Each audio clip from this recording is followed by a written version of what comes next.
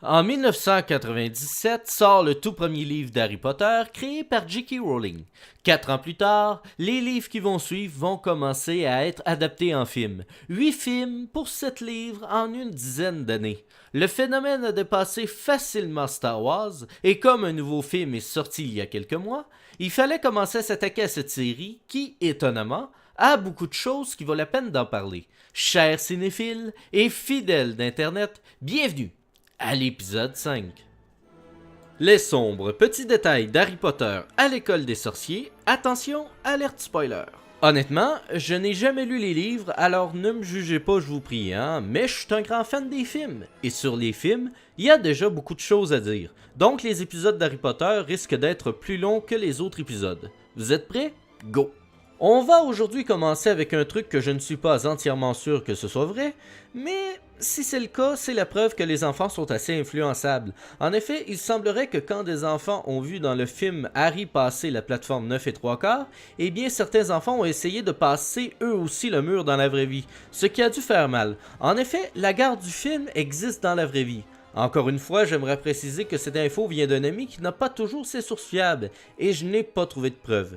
Mais j'aimerais trop que ce soit vrai. Ensuite, c'était prévisible que j'en parle, mais pourquoi aucun moldu ne voit les sorciers passer le mur? Car c'est loin d'être discret. Je sais pas si dans les livres c'est expliqué pourquoi, mais si c'est le cas, pourquoi ne pas l'avoir expliqué dans le film? Ensuite, Dumbledore, lui, décide de mettre un bébé seul en pleine nuit devant une porte. Je sais pas pourquoi, mais je suis un peu inquiet pour la sécurité de l'enfant à ce moment-là, hein. Surtout qu'il faudrait pas faire ça devant ma porte, parce que moi je suis tellement maladroit que moi en sortant je pile sur le bébé et je regarde pas en bas. Et juste avant, Dumbledore décide lui de fermer toutes les lumières autour de lui, probablement pour être le plus discret possible. Bon, je parlerai pas du fait que de la façon dont il les éteint, c'est pas trop discret, mais ça servait à quoi? Hagrid arrive avec une moto volante, les phares avant à fond et sa moto fait un bruit d'avion qui atterrit. Hey, pour la discrétion, on repassera. Même Dumbledore a l'air de se dire maudit épais. Pour ce qui est des lettres maintenant, pourquoi Hagrid n'est pas venu chercher Harry au début s'il savait qu'il ne pourrait pas lire les lettres?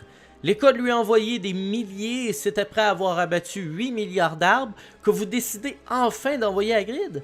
Les sorciers ne sont pas très économes. Ah, le Quidditch maintenant. J'adore cette scène, mais déjà j'ai deux choses à dire là-dessus. L'extrait qui suit vient pas du film, mais le Quidditch existe aujourd'hui dans la vraie vie. Juste les images. Started out in Middlebury's favor with a quick 10-point score. Pas besoin de commentaires. Ensuite, pour ce qui est du film, c'est dur à croire, mais ce sport n'a jamais eu de mort. En tout cas, c'est ce qu'ils expliquent dans le film. Alors, déjà, quand je vois Dubois qui a eu la loque incroyable d'atterrir sur son balai, la fille qui tombe d'une tour, déjà qu'avec le son, c'est dur à croire qu'elle est encore vivante, hein? Et puis, c'est pas juste un accident, là. C'est vraiment les joueurs de Serpentard qui ont fait une tentative de meurtre. C'est quand vous allez arrêter le match pour les punir? C'est devenu plus violent que le hockey. Heureusement que c'est pas comme ça dans la vraie vie. Autre point, pourquoi les sorciers fêtent Noël?